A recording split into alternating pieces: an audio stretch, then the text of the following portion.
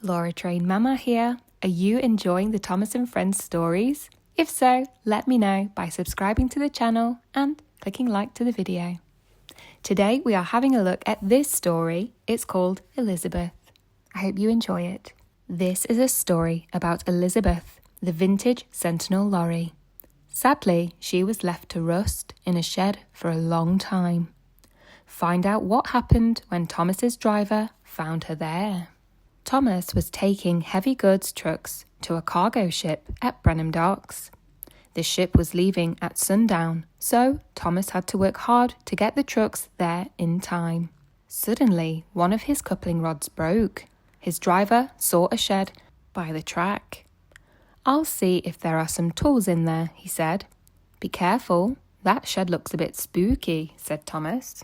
Then a voice came from inside the shed.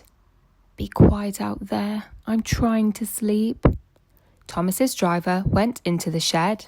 After a few moments, he came out again. "Well, is it a ghost?" asked Thomas. "No," laughed his driver. "It's not a ghost. It's a very helpful surprise." Thomas's driver and fireman took coal into the shed.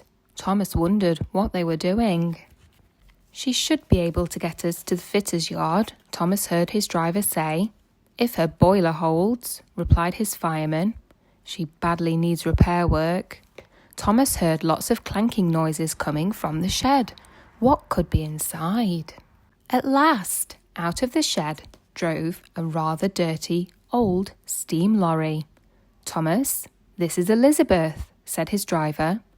"So you're the little puffer that has broken down," said Elizabeth to Thomas. Thomas didn't like that at all. "You're a rude, old steam lorry," he replied sharply. "Actually, I'm a vintage Sentinel lorry," replied Elizabeth, "and you should be thankful that I'm here to help you." Elizabeth and Thomas's driver went to the fitter's yard. Elizabeth's engine made loud grinding noises. As she drove up a steep hill, her engine got louder and louder. "You're not built for hills," said Thomas's driver. "Will you make it?" "I'll be fine," replied Elizabeth. "I'm just catching my breath." Before long, Elizabeth reached the fitter's yard. Thomas's driver fetched a new coupling rod and they drove back to Thomas. Elizabeth felt very proud. She realised she had been in the shed for so long that she had forgotten how much fun it was to help others. Thomas was impressed with how quickly Elizabeth had fetched the coupling rod. He was about to thank her when she said, "Next time, make sure you're not so careless."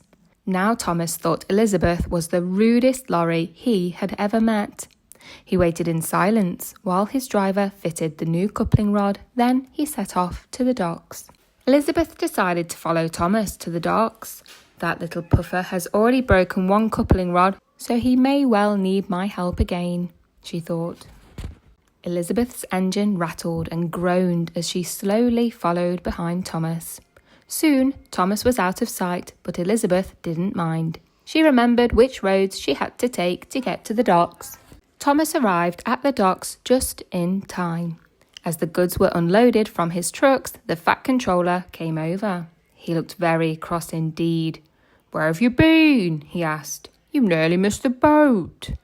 Thomas told him about his broken coupling rod. He was about to tell him about Elizabeth when she drove up. "Oh, it's you," said Elizabeth to the Fat Controller. "Have you learnt how to drive properly yet?" Thomas thought the Fat Controller would be very angry, but to his surprise, the Fat Controller said, "Elizabeth, the first lorry I ever drove. How marvellous to see you again. Where have you been?" Thomas couldn't believe it. Elizabeth and the Fat Controller were friends. Elizabeth told the Fat Controller that she had been left in the shed a long time ago, and everyone had forgotten about her. She had thought she would never drive again. The Fat Controller was rarely pleased that Elizabeth had been found. He asked Jem Cole, the mechanic, to restore her to her original beauty. Elizabeth smiled happily and thanked the Fat Controller. She could hardly wait to be in full working order again. A few weeks later, Elizabeth drove past the Fat Controller's station. Her paintwork shone and her engine sounded perfect. "Hello," she said. Don't you think my new paintwork looks marvellous? You're the grandest lorry in the whole railroad, replied the Fat Controller. Thomas had to agree, and Elizabeth was so happy now she was useful again that she wasn't rude at all. That brings us to the end of the story, Elizabeth. I really hope that you enjoyed listening along with me today, and if you did, please don't forget to like the video and have a great day.